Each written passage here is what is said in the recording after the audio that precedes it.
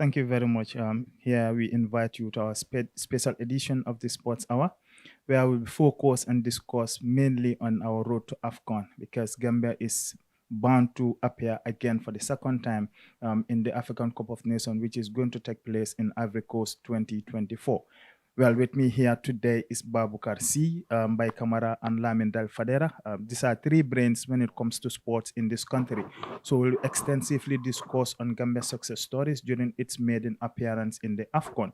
What are some of the pros and cons in Cameroon, and what do we expect as the Gambia is going to play again for the second time in the African Cup of Nations? Mbadungol kalbi simla dorong na program oton kafamia sports hour bi mbejane purka kacha ko la min badende Gambia qualification for the second time kata African Cup of Nations. Min ban fejan bi wala Babukar City mbay Kamara aning Lamin Dal Fadera ñumu molti mi anko la londo lu kata ni nata football la fanala ni Gambia banko kanjan be sota janke kata ya ka jibe kol mi anko Gambia ba ke kana pour kata ka appear again for the second time African Cup of Nation kal bisimla ñim programme mboka yi di leen di dalalaat rek tey si suñu sports our programme bi suñ focus bi lu moo nekk tey mooy ne road to AFCON for the second time because so then by Hell Gambia appear in its maiden appearance in the African Cup of Nations bo xewoon in Cameroon so guy qualify nañ pour appear waat for the second time boo xamante ne dafa ñëw play si Ivory Coast so tey ñu ma am fii si kër bi mooy Baboucarr Sy Mbye Camara and Lamin Del Fadera ñi nekk nañ koo xamante ne am nañ xam-xam bu màcca soo ñëwee si wàllum sport si biir Gambia fii Baboucarr ma dalaat la si suñu programme yi sports hour tey fii. Thank you very much Mamadou jërëjëf si invitation bi di ne askan gi ñu seetaan di leen dalal di ne topic bu important nga isi tey si wàllum football gannaaw xam nañ ne bu CAF defee seen draw bi dugal ñu si groupe boo xamante ne ñëpp ñu ngeen naan group of death la te suñ second maiden appearance comme na ko waxee bi mooy suñ second appearance bi si AFCON in a row lan lañ jàngat biir Cameroon bi ñu fa demee suñ maiden appearance bi lan lañ war a prépare lan lañ defoon loo xamante ne baaxutoon war nañ si mën a yokka ak lan lañ war a defoon luñ defoon biir Cameroon te baax na lool war si yokka suñ demee Ivory Coast performance wise technical side bi preparation bi from the government from the ministry ba GFF nekk na loo xamante ne lu am solo la fekkee bëgg nañoo maintain performance bu ñu defoon biir Cameroon wala def lu ëpp loolu noonu am na place yoo xamante ne war nañ si seetaat bu baax pour suñoo waajal pour dem Ivory Coast nga xamante ne is just we're not talking about in a matter of few weeks soo ko xoolee is less than 36 weeks and we'll be in Ivory Coast so nekk na lu am solo am na kontaan ak mbégte pour ñëw teewe waxtaan bi nii ak suma collègue si di Mbye Camara ak Lamin Del Fadera comme na ko waxee. jërëjëf Baboucarr Mbye ma bàyyi la nga nuyoo askan bi am naa kontaan ak mbégte pour am na tey si kër.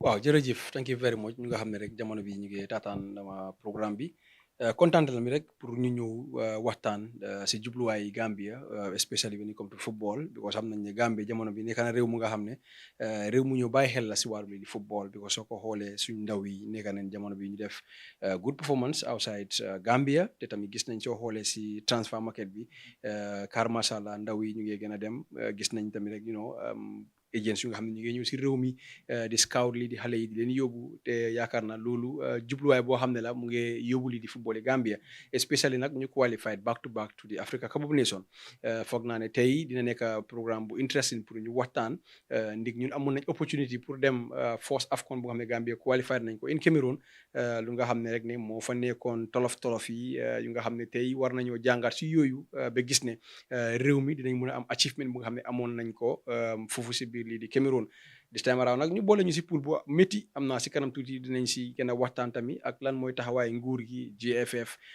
ak tamit fans si stakeholders yi ñëpp nekk na si collective effort bu nga xam ne suñ ko defee rek dinañ mën a am lu nga xam ne moom la ñu yaan info foofu si biir lii di Afrique kon nag kontaan la rek pour bokk ak panel ñu nga xam ne seen xel màcc na lool si wàllum lii di football. jërëjëf Mbye del ke bisimla dorong bi programme to min mun na sports awati mi anko mbakachala ko min badende Gambia qualification na back to African Cup of Nations because birika appear in their maiden edition akete nyala le ku jamal karanje ya fenjamal andu ni nata football la fanala londo soto je mi anko alondo warta back but ke bisimla programme to dorong janim baduna kacha fon jato ko nim jiberal sa nyo konto abaraka bake Mamadou abaraka bake mi yalo tolle ketan ku ke nyolti milbe programme to jan nani nimbay mba fulale ko al nimbara bake Gambia la ta Africa Cup of Nation amun kulete miyalong nalo ne banko bele sewota kabine naje ko sinya flanjang mbe muruna ko denke kata dulato miyalong fota fin dumo be ka bengol to ni nata kaddam fola karola so bidung kacha bunda be damin to yala sonta mbe jiber kala miyala tel kala na ke nyaadi le fom futata je na mun kolya kule taki na ta folo to nse improve no min to ne anim fanam ba kala nyaadi le fo mbe groupe o min to mbe bolano je nyami pour kata next round bari nalo ne nin kacha fanota rek ñinin karol mi ñami mbe jiberu kan ngira ka jabi inshallah. Abaraka Bake. Nani, let me begin with you. Then we delve into the main topic today, because during our maiden appearance in Cameroon, there have been a lot of success stories that we register, But along the line, there are so many things that people think we should improve on. But just quickly, like you give us briefly an overview of our maiden appearance in Cameroon. What are some of the things that you think were the success stories and some of the challenges that the team faced in Cameroon? Thank you very much, Mo. I was not in Cameroon, but I was aware of the preparations, the road to AFCON, our maiden appearance, the successes registered, and some of the perhaps hiccups, I will call it, as far as our preparation I was concerned going to AFCON. On paper, what we did, we are, I think, the darling of the tournament in Cameroon. We shocked many so-called big nations. We're going up to the quarterfinals, which was a great achievement as far as our maiden appearance is concerned. Preparation-wise, we saw the government, with stakeholders coming together to form a committee that was tasked, with the responsibility of looking for the necessary finance to finance, the trip. We all know tournaments of such magnitude is very expensive, but unfortunately, that was a huge failure, in collecting the money necessary needed for the AFCON preparation. At the last minute, government have to chip in, and contribute the rest of the money. And these were not our problems as far as the country is concerned. When we said football, I remember in those days we were not very good at senior national level, but very good at junior level. So when it comes to collecting funds, I remember in those days it wasn't a problem. So I was asking myself, why is it a problem this time that we have qualified to the AFCON for the first time ever? We're going to rub soldiers with the big guns, and we're getting it difficult, for companies, institutions, parastatals to come up and chip the necessary money that we need. The task force that was formed also, to collect, or to do the campaign to collect the money, they were almost everywhere. Radio stations, televisions, newspapers, you call it, you name it. But the money was not forthcoming. Why? I think we should ask ourselves that question, and then going forward to road to Ivory Coast, what did they do that was not right, or that warranted people did not trust or come out as expected to contribute in that money until government had to chip in. The preparation was okay. The only perhaps but was when the team went to Dubai, when it was unnecessary. Most of them in fact contacted COVID. Alhamdulillah, I'm not expecting another COVID come Ivory Coast. And I hope this time we will have a better preparation when it comes to the boys and the team itself.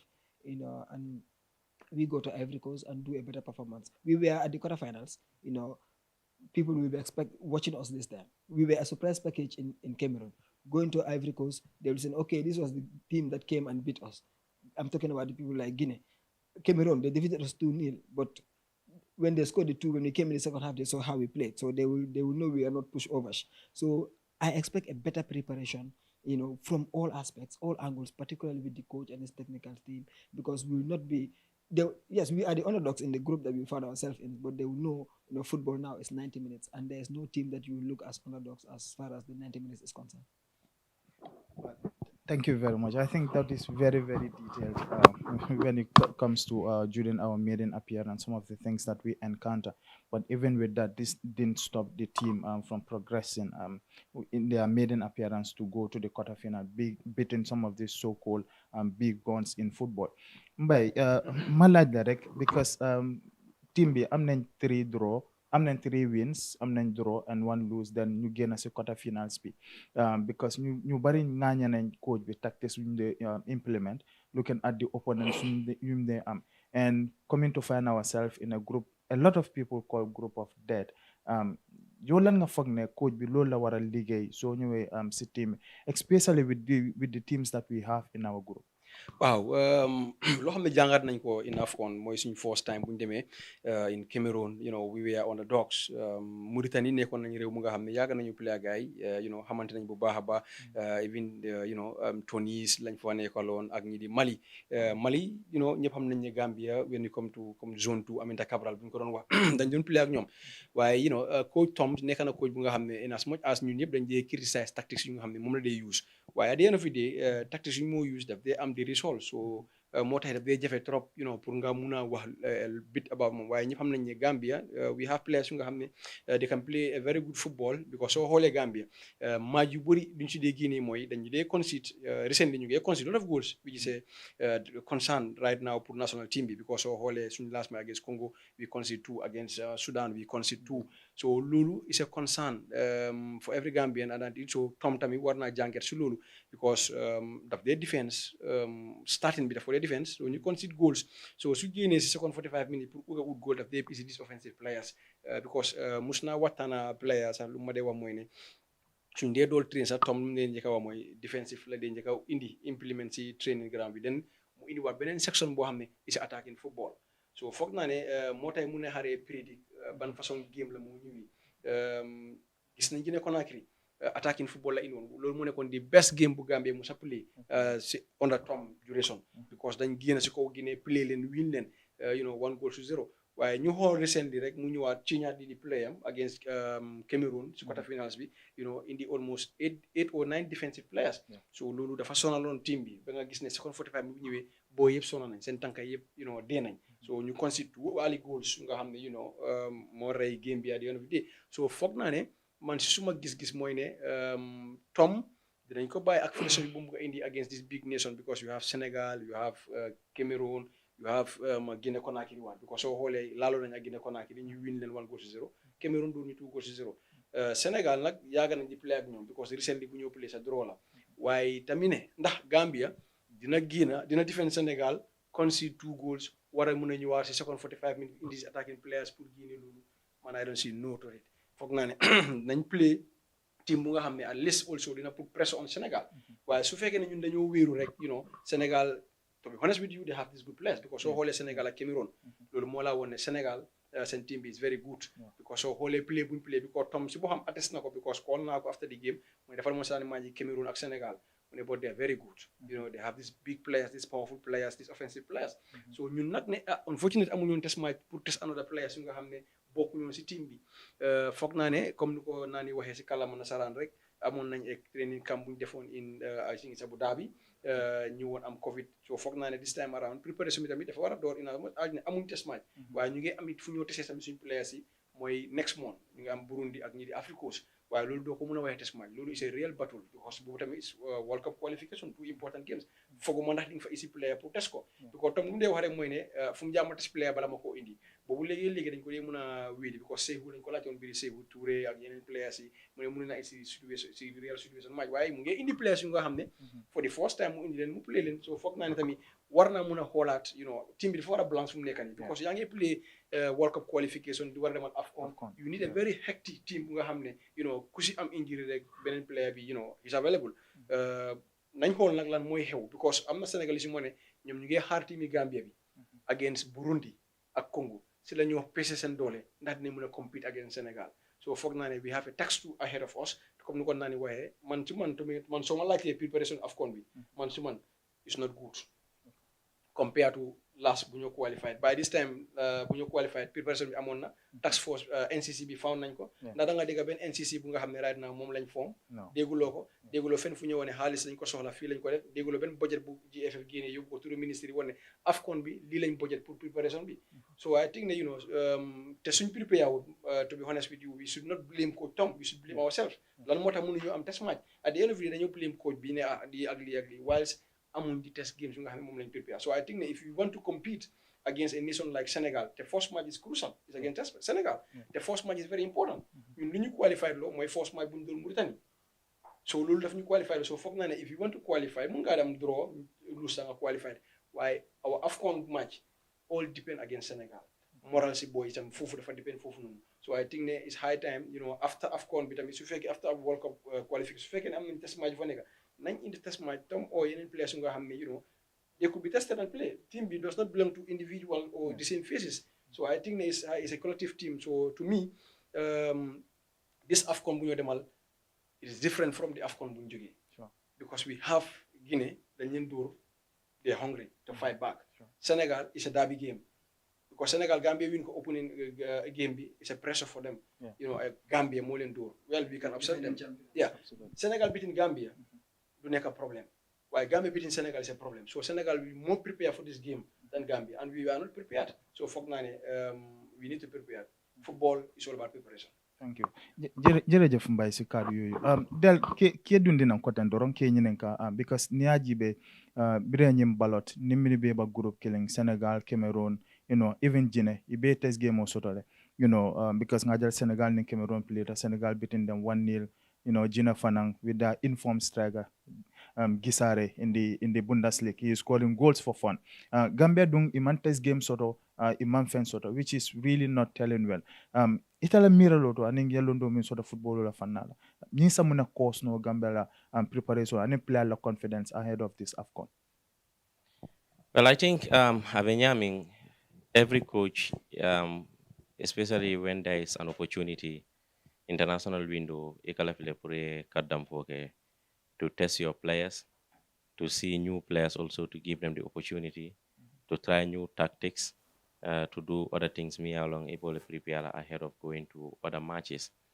But Nalone, right now, the Gambia is not playing, or we did not play in the last international window in Molman participate. We know the reason was simply because Kodomansor.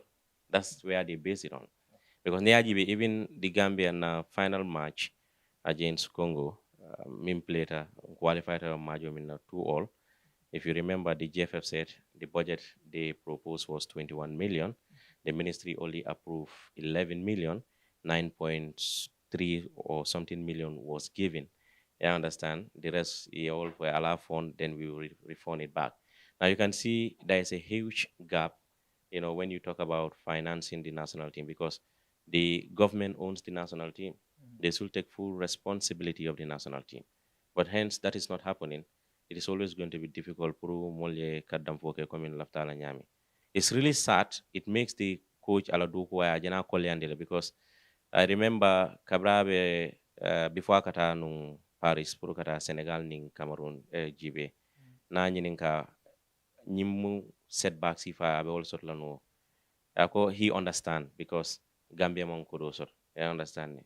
Na atutata damala, we will play in an international friendly. But kudo man soro aba manage. So, but alataro kata majo jibe is important in France. And also, the second thing is, akamta the focus, Gambia right now, majority of the focus is even put on the AFCON rather than the World Cup qualifiers that are coming ahead. We are playing in November against Burundi. Then we play Ivory Coast. And that could also be a good test for Gambia because Ivory Coast is a powerhouse. Ivory Coast is hosting the AFCON. And also, it could be another big opportunity for Gambia. But before that, international friendly is very much important because Nimam participate, we are losing points. Our ranking wouldn't improve. Yeah, I understand. Obimun setback, which I think is really unfortunate. But going forward, the best way out is, we need to invest in national team because national team football is not as easy as that.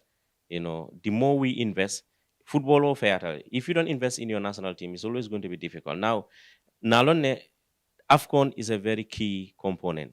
All your opponents are playing international friendlies. The Gambia is not playing. It's big volume. Nalone Fanang coming Ninata around December because all these players will have gone back to their clubs. Then November, they will come back and play international matches. But when they go back, they are not coming until, because FIFA have their regulation, December 27, going towards January the 3rd, clubs will have all the right to release all their players. So the only thing that we might miss here is the international window, but also nim players will munute la club solto. The national teams also don't have any power again, because ajibe national team players will come and play for their respective nations. But ni baramata, who takes the responsibility? Is the club who take all the responsibilities. So also ofanang ye cool kolyande, especially when you are playing in Africa, it's difficult because AFCON is not, a priority for European clubs, and they are, now today their players will not even come and participate in AFCON. All they will wish is that they continue to play in La Liga. I understand. But the most important thing is the Gambia, we need to start playing international matches. We need to find a way out. We play our matches, because if not, I will call going forward. Because the coach can only have a tool to go in a battle, especially we know we are in a difficult group. And look at the group. The group of there's a Mulbeka also. Yeah. All the head coach are local coaches. You understand? Kaba Jawara, former player Tom Samfe. Aliou Cisse, former international Senegal. He understands exactly how Gambians think. He knows Gambia. Aliou is not a stranger. Akatunala Gambia. Song is an African. He understands African football. Tom Fanang experience be, but at the end of the day, all of them will test the waters. And I know they will all start coming to send their respective scouts or representative Kana Gambia Jibeka video. Perhaps we might be the underdogs. We can be the surprise package. But one thing that me and Jena Silandi Oleng come Nani Afanyami Animbai, you don't feel that the Gambia is going to the AFCON. Just like the first one. The first one, you can feel the ambience. Gambia has qualified. We are going to the AFCON. So this is really worrisome, because the other time they said 100 million. Last minute, government have to chip in, 100 million. Now, Itata Cup of Nation Inata. Now we are going back to the Cup of Nation. What have we learned? That's the big question. Have we improved from the aerosol the previous time?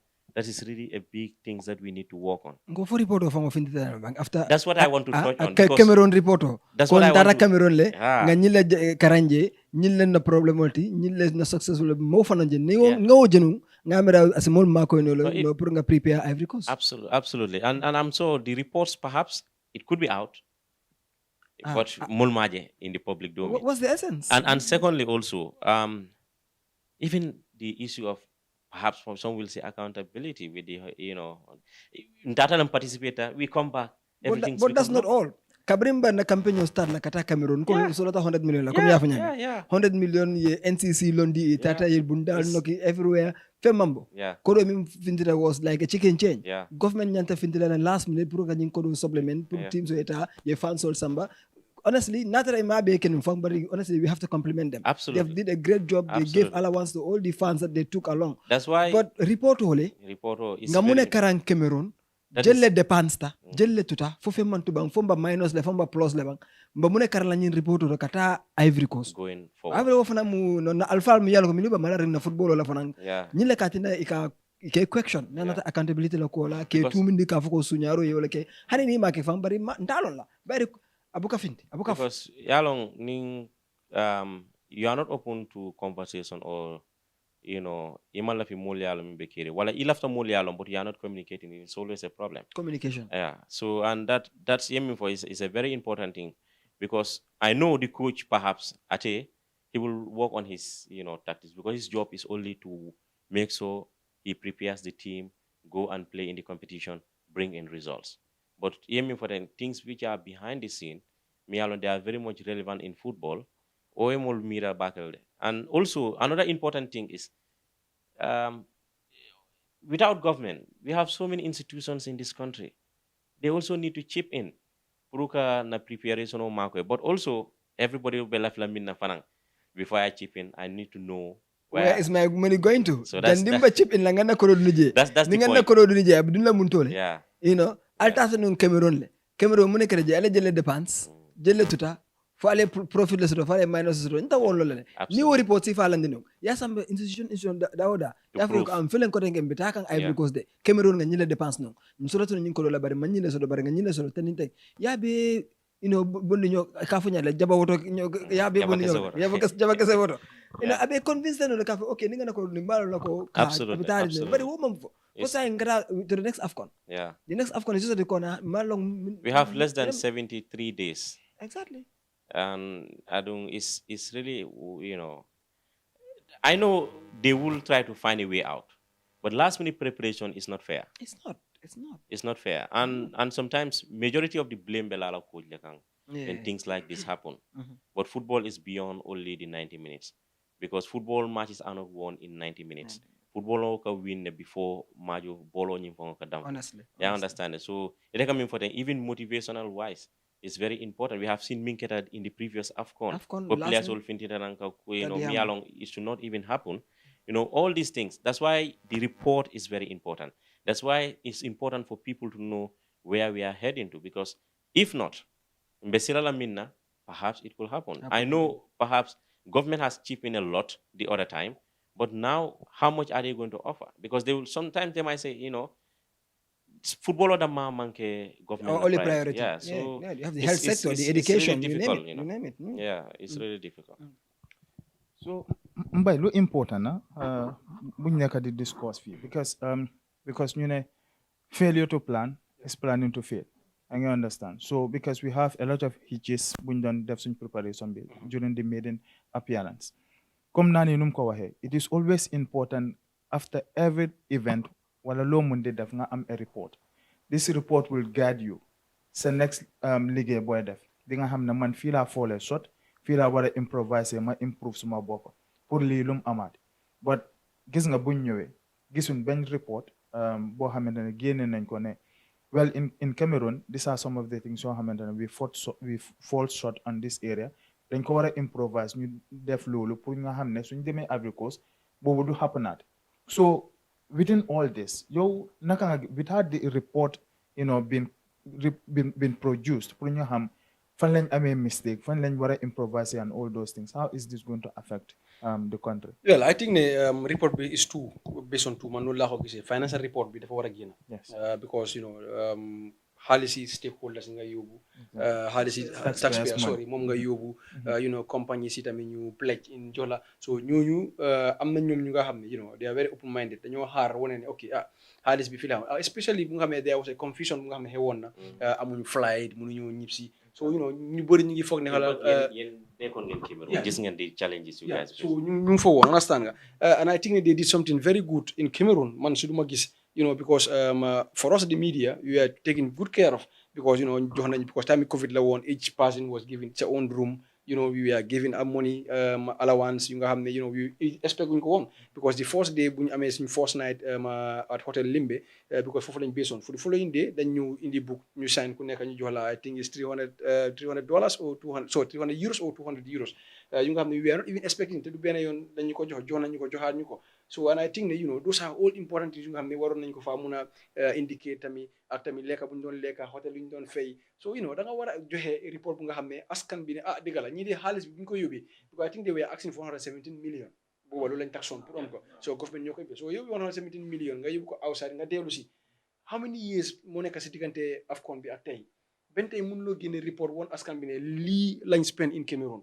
lii moo des wala su desul soo ko xaalis desul lii ak lañ def match bonus players yi lañ doon jox gaay because amoon na match bu nga xam ne it was a draw game waaye they were happy ñu jox leen a bonus of winning match so yooyu yëpp xamuñ ko dégguñ ko the other thing mooy the technical team ñoom it binduñu report boo tamit I don't know na binduñu waaye génne wuñ ko so boobu tamit war nañ ko génne wane ne lii ak lii la national team bi jàng waaye gisuñ ko man mun naa gëm ne sax man soo ma nee ne report am na sax mun naa ko gëm waaye anam génnul parce que report doo ko jël rek jox ko ne rek dugal ko si droit bi léegi xaalis bu ñu doon dépense Cameroon xaalis si taxpayers money ñun ñëpp a ko moom Gambie yëpp a ko moom because après ministre maa ngi dégg mu ngi wax si interview ak Sarah ne the numbers yu ñu yóbbu woon in Cameroon ak buñ this number is quite different duñ mën a yóbbu loolu so gis nga so su fekkee ne ministre teel naa wax loolu de waaw non xëj na am na mu xëj na ñu ngi jàngante lu bëri dañ bëgg a wàññi number bi. Yeah, waaye tamit so indi woon suñu indi woon report bi. Thank you. Then Africa, because Africa by munga dem by bus 2 hours 2 days nga expensive yoon nga ega flight is just 1 hour, so different from fi nga xam ne fa sori ak Cameroon. waaye gis nga everything dafa dem ak transparency, because man waxoon naa leen ne am na fu ma ko waxtaanee suma yenn programme ne ñu doon ut xaalis mënuñ ko woon a am, you know, kudos to the companies try nañ individual try nañ, waaye gis nga dafa am nit yu nga xam ne fu mu jaar nga jox leen di responsibility gars yi def, you know. One thing mooy man su ma bokkoon ak ñoom naa leen ne you cannot be looking funds waaye nga bàyyi lu mel ni GRA director Yankuba koo xam ne everybody in this country képp kuy fay tax yaa ngi koo fay under moom xam na each and every company su nekk bi tey soo ko indiwoon nga ne ko ne ok boole la nga si committee bi wala chair committee bi moom dina génne xaalis bi because xam na everybody kuy fay tax si dëkk bi it's easy pour mu am xaalis moom because su nogee sa dugg na leen dama ñëw pour nga dooleel ñu si lii da ngaa joxe because yow ak mu am na foo leen jëflante ko maybe yow nga ñëw fay tax léegi-léegi nga am son mu baala la nga dem wala mu xaar so maasi ñooñu dañ leen soxla après you know how many months lañ am pour dem pour AFCON bi we only have 2 months bii nañ ko si génn sax November léegi mu datu 2 months so amaguloo any NCC committee bu tegu you know fan la government di jëlee xaalis so these are all things yu nga xam ne duñu war a wax gis nga su fekkee ne ñun dañ soxla dañ bëgg a am a very successful Cameroon tournament in Africa léegi la war a door Senegal dañ invest Senegal pare nañ bu yàgga duñu xaar Cameroon pare nañ Guinea pare nañ these are all powerhouse in football ñu nga xam ne they invest money in football, you know. It's very sad Gambia nekk ay nation bu nga xam ne qualified nga ñaata GSM operation ñoo fi nekk. If you go to Guinea-Bissau, Orange is handling Guinea-Bissau seen team bi 100%. If you go to Senegal, Orange is handling ñu mooy handling national team bi. Ana Gambia nga qualified bente mënuloo attract sponsors loolu tamit lu ñu war a xoolal lan moo tax sponsors yi mënuñoo ñëw pour partner ak national team bi. Sénégal duñ am problème yi play test match. soo gisee Gambia te am test match because flight other things dafa difficult. Air Sénégal dafa jóg fly seen place yi yóbbu leen delloo si wàll because they partner with them. Gambia cannot have any single airline moo partner so dafa métti moo tax ñu stranded in Cameroon because amuloo benn flight bu laa jëlee foofu. Sénégal su leen neexoon tey dañoo dem Cameroon tey ñib si tey because dañu am seen flight bu ngay demee. So these are all things yu nga xam ne duñu war a waxtaan la. I think ne you know this tamit su xoolee suñu sport there is a fraction yu nga xam ne mu ngi xew si biir sport bi nekku di dem politique passé na. You know there is a problem between the GFF and the ministry, you know, problem between GFF and the National Sport Council. How can we move forward when those people are not seen eye to eye? You know, this is Gambia, this is bigger than, you know, individual. So fuck nine, if we are serious in sport, we have to be one, we have to unite, we move our football. If not, dañoo dem in Cameroon, God forbid lu ñoo ñaan mu am, then at the end of the blame game start. Whilst the league link war a door. That's difficult because at this point in time, it's like the preparation is so much lacking. Even in Cameroon, xam nañ ne taxpayers money lañ use. Man mun naa jóg tey ma ne dama bëgg a xam suma xaalis bi naka lañ ko spene in Cameroon because I have all right. I can talk to the minister. Ma ne ko ne suñu xaalis bi dañ bëgg a xam, you know, naka lañ ko spene the amount that they took from the Gambians as taxpayers. Suñu xaalis bi naka because minister si boppam sax at some point dañ ko dey invite at the National Assembly. You have to give all these reports. So if reports are not prepared, pour moom su moo dem present at the National Assembly dafa difficult. So comme noo ko waxee rek politique ñëw na passé na. The thing is now we build our country moving forward because even suñ bëggee start léegi nii sax it's going to be difficult because Cameroon, Senegal and Guinea are 100% ahead of us. Dafa mel ni ñu pare nañ. The only thing that they are waiting ñu ne teel AFCON bi di start. This is the only thing that they are waiting for, you know. So, I mean, it's like cool dunta nyoko nale, and it's like na preparation of mass start follow fang. And psychological wise, nying aba player kela nyadida because you are playing in with countries me anko player. They are all playing in the top leagues, you know, game in game out. So psychologically, it counts in the game. So how is this going to affect our players if the preparation are still at a standstill? So the good thing is, come na team o benyami, miemol mako demanding majority kadam fla jamal be namanka fang unsafo na bebe bokan nan tubabudul. So all ila main focus be kala daminto is their clubs until when international duties nada they come and play back and go. But preparation, early preparation kumayata because ni fam parendi juna. Eka fanyaming abe koli ala promoye mone nim bankol mi yalom bi ni be group kilingoto all ye fan parendile well before even the draw be kala I understand it. Because ibe yalon ne kabring banku moni nanul be qualified yalon ne grupo te easy la. So at depend time made better la grupo minto. But now ndolta players psychologically somehow I think na be affect late warla bake. But also the grupo minto the coach Tom Sanfe need to have a psychologist in general in the team. Because sometimes football ikatara at some point mialo you only need a psychologist to look at the players, talk to the players, to give them the courage, the mind, because at every day coach sala inspirational year as a team talk dino as a tactical dino, but sometimes you need some of these people along they have to go extra mile because football or modern day football it has gone beyond only kicking the ball. You understand? But ne Gambia na players ol ka fanyadi dalta nying kusi falal, but among ke kuti mialong anyanda ka tula repeat la because the last AFCON min keta oda madama anyanda ka ke karandal. You understand? So going forward adu nalo nembe grupo minto Senegal is more powerful than the Gambia ni nata financial wise ni nata proper organization they got it better than the Gambia. The same thing to Guinea Conakry. The same thing Zafono Cameroon is more organized. So Gambia, what are we doing to make sure we put our things in place? Because I know, yes, Nanyul Butera no Guinea Conakry, but Guinea is ready for us, and it could be even tougher. Senegal is a derby; it could go either ways. But Senegal, on paper, the Gambia have no chance to beat Senegal. But on the pitch, it's only 90 minutes. Me about determine what the coach will offer and the players. Also, Cameroon organization top notch. Gambia. So we are no match to all these teams. Now, Ntonya the coming psychological to prepare our players is to convince them that they can do it. That's why it's important to have all these psychologists. It's important to have good preparation. It's important to have the right mindset to go in each match. So, but in preparation on better sometimes it's difficult. It's difficult. If you talk your head is saying yes, we are prepared, but your heart is saying no. Yeah. And we are not playing. The man also is telling you, yeah, definitely so inside we are not prepared. We are just going there. So, but it's going to be difficult. But let's see what the coach will produce because, sometimes coaches all they have to do their work, but at the easy line. Because Nina Mira have easy come in the previous group. I don't think it's going to be like that. At the beginning, when we were going to Cameroon, we were taking newcomers. Newcomers, yeah. They don't know what we have. Absolutely. And we went and sucked them. This time around, we are going to Ivory Coast. We are not newcomers. The entire continent have seen our achievement, so they'll be watching us with open eyes. Absolutely. So we are not going there as a surprise package or whatever. Senegal is not even going to take the Gambia. We found ourselves in a very, very tough group. Absolutely. First game against Senegal, defending champions. Second game. Forget about the defending champions. Yeah. Our relationship with Senegal when it comes to football. Yeah. The last time we played against them was a 1-1 draw in 2008. Yeah. What happened after the draw? They almost burned down their stadium. Yeah. They cannot just phantom them drawing us. Absolutely. Because they know they are bigger than us in all aspects. Absolutely. So imagine African defending champions going to show the entire continent, I am here to defend my title, and first game is against Gambia. If it is another coach, I think we will have a lot of chance.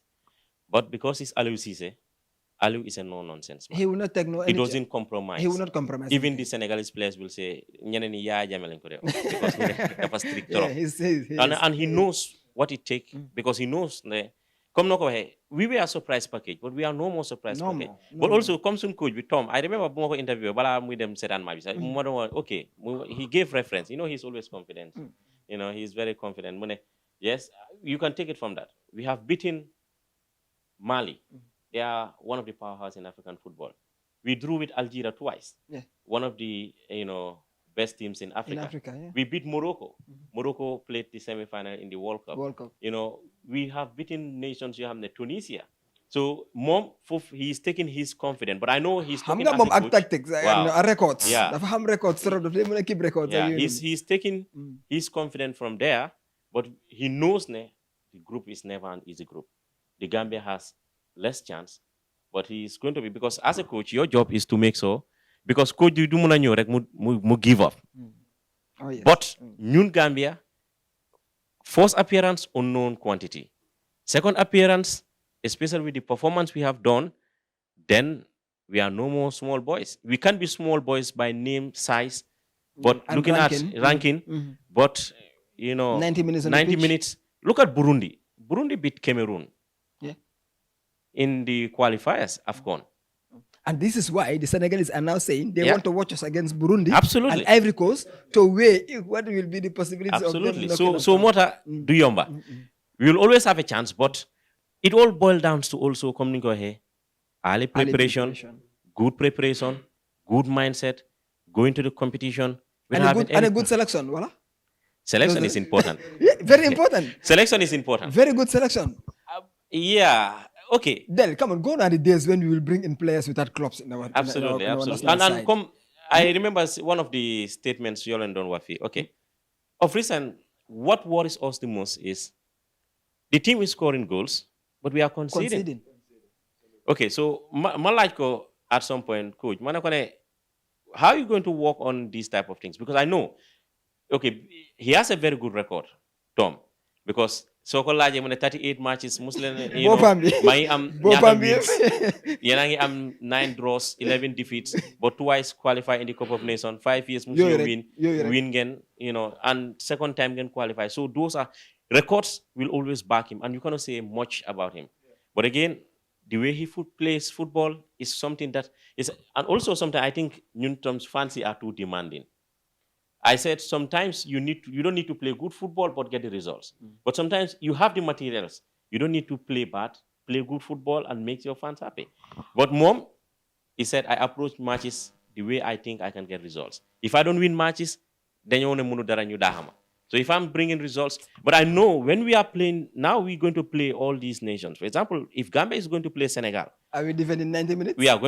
We will start. Cameroon 90 minutes? We will start defending when we play Senegal. You expect that to happen because we cannot match them. But now, Senegal is different from other teams.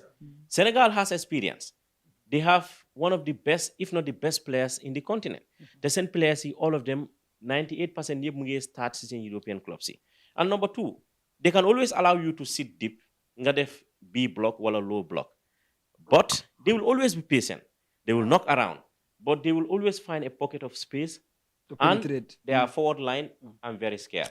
Because you see the previous AFCON, we have seen, and sort of by Hell Gambia right now, we are missing a lot in our heart of midfield. And somehow defense is kind of steady. But in the midfield, you see, Gambia soon midfield is soft. We miss or lack the Ibrahim Sohna type. Wahamne, so by Hell soon game against Congo. You see, Asan Klebu Lignono, he was saying they are not stronger than us, they are not physical. You provoke. Because they are Nampeles Mendy and Co will come, you Dorante. And if you have midfielders that are soft, they will not be ready to go for those type of challenge. So this type of Sohna type or defensive midfielder you have the hard calling, you need those type of midfielders at some point because if not, it's going to cost us a lot. Like we have seen in our previous matches when we play, especially when draw on 2-2. From the get-go, Paul knew the Gambia. What he did was attack. Guy attack, provoke, neka di dalante, di gagne. Soon guy, they want to play beautiful. They were playing with, more of defensive. Even though coach Bisoji say formation, they understand lineup B was not a defensive team. But again, because ni match bi dafa start rek, guy egg sun kaw. 39 seconds, I'm then corner kick. DR Congo. So I expect things like this to happen. So that's why it's very important. Coach Bimuham Nakalamo, that's why team selection is important. You need players that have stamina, endurance, and players that have experience to cope when the team need those type of moments. I want to do more of your job a little bit. I mean, I think I want to start with Mbaye. Dama lay xalaat lii nii suñu attaque bi man ragaluma suñu attaque bi man believe naa ne am nañ team boo xamante ne kuñ attaque ak noo mënta di defend ñoom Kalidou Koulibaly nga teg leen block leen sax man xam naa ne nañ pénétrer nu mu bon danañ ko waaye digga bi six bi wàcca si suuf problème boobu laa am Mbaye right now. Well, te mu ngi feeñu because Mrs. Solmar was a big blow for Gambia and this Jakwa. I'm going to do Yusufa. Yusufa was a key player in the AFCON. Because Yusufa, come loose, I don't want player you want to fight against Nampel Mendy. Yusufa, pattern player. Yusufa, dafa hair. Entire Cameroon, dafa hair. Because you don't have a regular starter on a tom. While boom play, mu gis lu moo play because loolu la boo dafa play am physique yu xee so daf doon xee après he was good with the ball. naka English boy bi. Adam is good mun na xee bi waaye Youssoufa was a key player si AFCON bi so missing Youssoufa ñëpp gis nañ lan la cause because we are not conceding those goals nani why now we conceding a lot of goals we don't have any player to protect the defense. Thank you because your attacking bi is very powerful waaye sa gannaaw bi because recently gis nañ defensive mistake buy am because causing penalty lack of understanding between them so foog naa ne Tom léegi la war a start loolu because lu naa ni wax lu del wax you played with most experienced players you cannot make a mistake. Senegal. Yeah, because nga xool play because right now Guinea they have the most informed striker. Striker bi Bundesliga right now kay moo fa nekk di so nga xool Senegal this Gana Gueye and others it was surprised they don't even use Gana Gueye second half lañ ko indi so ñu ngi indi moo xale yoo xam ne they are very so I think we have the same these players Ibu Adams Hamza and others ndax ñooñu xeexkat lañ you miss Sona you have another place you have like Sona you have Sirif Signan you have just Serou Kane ko xam ne mu ngi play week in week out waaye Tom dafa nekk coach boo xam ne lu mu believe ak lu mu gëm loolu la dee play daf lay delloo njukkal de moom delloo njukkal de kii moo ma defaroon lii waaw tay bi saa waaw comme Gary Southgate la rek Maguire moom Exactly, Harry Maguire. Yeah. No matter what happened, Yeah. Even Harry Maguire will sit for the entire Premier League without playing. Gary Southgate would always call him. Yeah, No matter the noise in England or whatsoever, he doesn't care. Yeah, that does happen. I mean, coaches have their, sometimes it's not only about, having the good player. It's about having the player that you trust, having the player that you think understand your tactics. It's about having the player that you think can do the job that you want. Sometimes it's not about the beautiful football. Okay, Maguire in playing for Manchester, because Maguire, for one personally, I think Maguire is not a bad player. He just lack confidence. He just lack confidence. Example like here. He's not a bad player, but Nganyo Gambia, reference be. You understand? The same thing, we have players in your hamne. Okay, Tom, dafa am ñoo xamne ñooñu def leen gom. With or without defa in the guy. Okay, now, is it also important? Now we are going to the AFCON. We have seen Senegal. Now, wow, you get them AFCON. We need some of these experienced players, ex-players, to join the team. For example, let's say Pamodu. No, Luma mean, ex-players. They are not playing anymore, motivational-wise, experience-wise, to motivate these players to...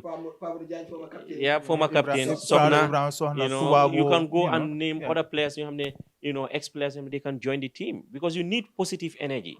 You need, people that can come and tap their backs, when things are going wrong. Especially our game against Senegal. Yeah. We have players that have played against Senegal. Absolutely. We have the Jetos, Ibu Silas, Sohna. Yeah. These players are here. Yeah. Tubabos and others. Yeah. They're here. 102. Our game against Senegal is beyond football alone. Yeah. ñu xam nañ game bi naka la mel. So by yëppat mun nañoo ñàkk yeneen game si waaye am na ñoo xamante ne dañoo bëgga. What is stopping Gambia? Pour war a yóbbu seen veteran players yi. ñuy mit xale yi di wax ak because I talked to one player. I talked to one player. am nga lu ma wax. mu ne ma xale yi fu mu nekk ñu ngi feel ne def nañ lu mag because qualify nañ AFCON mu ne ma xale yi defuñ dara. mu ne ma dañ war a am ku nga xam ne nekk na si after Tom kuy war a wax xale yi dëgga because moom gisul kenn kuy wax xale yi dëgga. Because mu ne xale yi am na fu ñu toll foo xam ne yow doo mën a wax ak gars yi. mu ne waaye you need someone in the team. ku nga xam ne dina leen hey look you have not done nothing defagu leen dara decision AFCON. So mu ne moom that is lacking the national team because xoolal AFCON bi draw bi Sénégal dañ yóbbu seen veteran players yi. Sénégal dañ yóbbu even seen technical director bi. The essence of yóbbuñ technical director bi wane nañ ko seen TV bi dafa dem di in page pan page lañ war a trainer.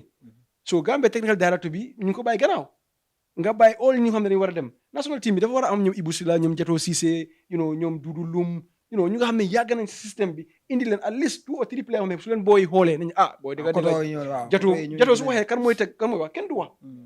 Pas de so mbuur nga xam ne dañ war a ubbeeku parce que Sénégal dañ ubbeeku moo tax ñu am li am benn tey Alaaji Diouf is there Henry Camara is there Fadiga is there so ñun soo waxee ñu lan lañ fi def mbiri expérience bay wax ni sax mu ma fàttalikul biir Cameroon foog na am na incident bu fa happen noonu ba benn player bu nga génn dem Imagine if you have a senior Yeah. person there, would have solved the situation to play with the So for a senior person, an experienced person, couldn't take a kickball, gain la ham aversi. One more solve the Dugenas. And come Lunyakariwani, you see, even Balanyom Elas Jufsa, they joined the Senegalese national team, the Boca set up B. You know, Dylan joined as ambassadors going with them international matches. You know, we all witness here, Diouf was one of the biggest critics of Senegalese football. Senegalese FA. Oh, yes. But, you know, the beauty about Senegal is because they can take constructive criticism. They can take criticism, but you accept the criticism, and they don't put it in their heart. You but they understand? Aliou Cissé, one of his biggest critics, Elas Diouf. Why? Look at the 2019 Cup of Nations we Buga lose on against Algeria. Dalnen amul luñ ko waxut.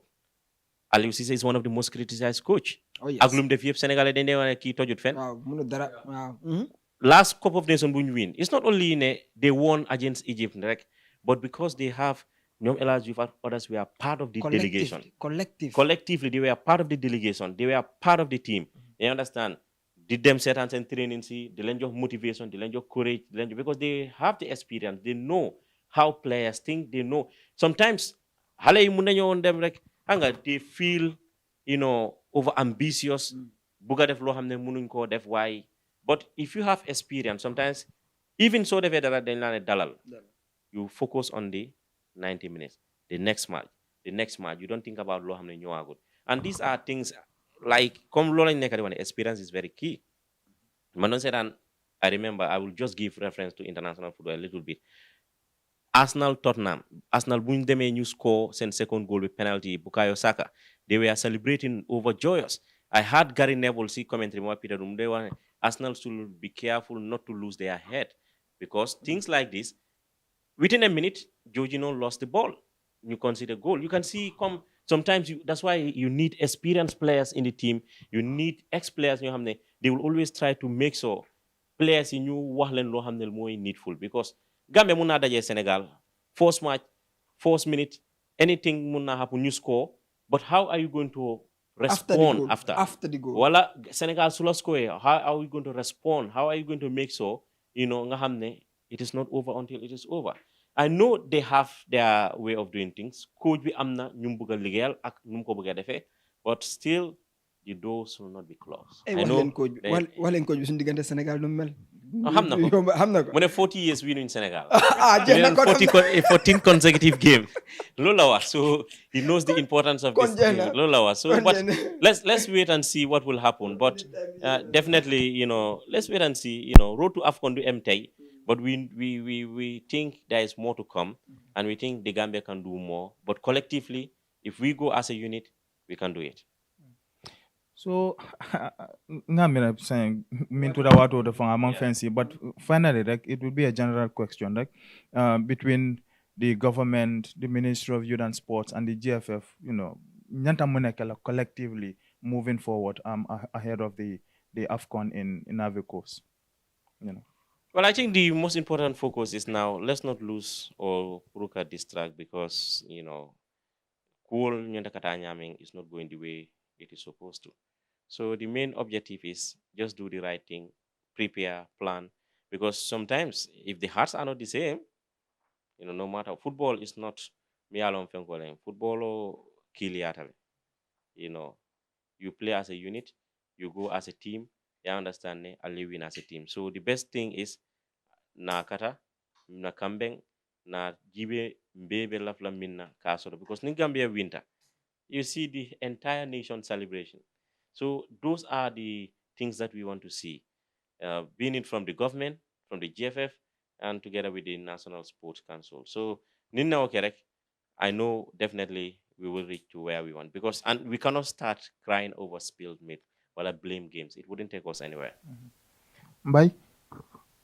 All right, thank you very much for program bi and I think ne comme loolu la mi wax rek loolu lay emphasize jamono bi jot na pour ñun ñëpp ñu nekk benn tey lañ waroon a gën di sensitize public bi about the AFCON démb ma gis bi am na benn waaye bu ma tase si benn bitik mu ne ma ne dafa mel ni sax Gambia qualified wuñ mu ne ma man sax how much in players yi you know, it's very sad. Yeah. You know, by this time waroon nañu fekk billboard yëpp si Sure, mbedd yi, you know, ñu ngi wone suñ players yi télévision bi every time now and then national TV bi dañu ne kii de mooy Baboucarr Sy kii mooy Del, you know, dafa tax nit yi xam players yi because soo xoolee yeneen réew yi comme Sénégal liir bu juddu soo ko waxee na la kii mooy Sadio Mané. So foog naa ne, you know, tamit si wàllum NCC bi, you know, time is going, you know, tey is only 21st of October. You know, by next week at least war nañoo génn waxtaan ak public bi ne lii mooy NCC bi su fekkee ne sax ne, you know, am nañ NCC sax ñu xam ne am na ñu nga xam ne they were not active. Ok nga génne ñu you know, adjust ko indi ñu nga xam ne you think ne they can help you, tamit gars yi génnaale seen financial report ba ne last year de lii ngeen di joxoon lii lañ def, so léegi nag ñi lañ tas ñu def liggéey bi, so foog naa loolu is very important. Gis nga loolu su amutee government ñooy kurtu karta xam fu ñuy génne xaalis bi de, because Gambia must compete. We don't know where they're gonna get the money, but they must compete. So, you know, it's early and, you know, we prepared. Come to Kodel where su fekkee bëgg nañu am something, you know, good in Africa, because, you know, we cannot be, you know, them quarter final, them to first round. Loolu moom accept wuñ ko. You know, aussi xam nañ ñi ñuy underdog si groupe bi. Waaye man I still believe ne ñun mun nañoo génn si groupe boobu noonu su fekkee prepare bi saison bi ten nañ ko def. Thank you very much. Finally, Nani. Well, I just want to say, come by waxe ak Del, you know, I mean, early preparation is what gets the results in football. It's no magic, and as they really put it, government, the GFF, and the Gambian public at large, you know, we've all seen the performance of the boys in Cameroon. We cannot expect nothing less. It was a quarterfinal finish. If we have a quarterfinal finish in Ivory Coast, it's good, well done. Below quarterfinal, below is a failure, and I will call it a failure. And not making it out of the group stage is unacceptable. Despite the so-called big guns that we were playing with, we played with big guns when we played in Cameroon. You know, it's 90 minutes. They have better players than us. You know, they are more organized than us. But when we played against, you know, I mean, Guinea, it did not show. When we played against Tunis, Mali, it did not show. It was 11 versus 11. But as they rightly put it here, the football now is beyond the 90 minutes that is played on the pitch. Before the 90 minutes, there are a lot of things that happens behind the scene. You know, all of these things need to be together. You know, kudos to government for coming up, pumping on those millions, you know, for us to be in Cameroon. We're expecting the same again from the taxpayers' money. Especially against Senegal. No, you know, if they were giving them $5, you know, I think they should promise them $50 if they win. I'm just giving an example. So we need, the motivation should be top-notch, 100%. Especially the opening of this AFCON against Senegal on the 15th. You know, Bobu Nonu, it's the combat Bobu Nonu, you know, had you tweet as a home on Facebook. Because the fighting alone, you know what I mean? So we will be here, you know, as I already mentioned, the NCC should be formed. They should have a complete 2 months to do their campaign, a vigorous campaign to gather the necessary funds. Even if they can't gather everything, at least we should go up to 75% of the funds. And government will just come and clear the remaining 25%. But look at what happened last time. You know, they didn't even reach 10% of what we wanted. You know what I mean? So an early preparation, as I said, will prevent us from catastrophic. And again, I have to say this. If we don't prepare, we will not only be knocked out from the first round, but they will humiliate us. They will humiliate us. We all know, you know, we will be sitting here as Gambians, you know, Senegal, you know, why when we look into the players they have and what we have on paper, they get waaye dañoo dangal rek for football la ñaam bi bu tooy la mun naa demee everything waaye ñaam bi bu tooy bi nag soo bëggee mu demee sa side foog nga you do something foog nga def dara you know we will be back here to talk about the preparations and stuff, but like Mbaye said, you know, the NCC should be launched by now. It should be launched. You know, we should know how much is needed for Ivory Coast, how many, you know, fans are we taking, stakeholders are going, all of that should be known by now. Honestly, why ñu ngi xaw a slow ba pare. It's important that we are going to Ivory Coast, but what about Ivory Coast? I mean, and Burundi. World Cup qualifier. Xanaa ñu bëgguñ te dem World Cup. ñam nañ AFCON mi ngi neex ndax bëgguñ te dem World Cup. waaw loolu su ko bëggee qualifier ba kenn nekkul di ko wax te loolu mi ngi nii jot na. It's just less than 4 weeks time. ñu ngi war a play Burundi, ñu ngi war a play Ivory Coast, kenn nekkul di ko wax. In 3 weeks, exactly. ñu Gambia daal football bi di wax bi rek de foog ñu jëf. Thank you very much, Modu. Yeah, thank you very much, Baboucarr. Thank you, Mbaye and Del, for joining me here today to discuss on our road to AFCON. It has been a very interesting program. We have delved into a lot of issues that the country is facing with regards to the national team. But we'll be back here again in our subsequent programs to discuss more on this road to AFCON. What are some of the things that we really need to do? What are some of the things that the coach really needs to do? And the government, together with the National Sports Council, to make sure we have a success story in Ivory Coast. So, just to say thank you very much to our viewers. We'll be here next week again to continue with this program. That's our Sports Hour. Thank you very much.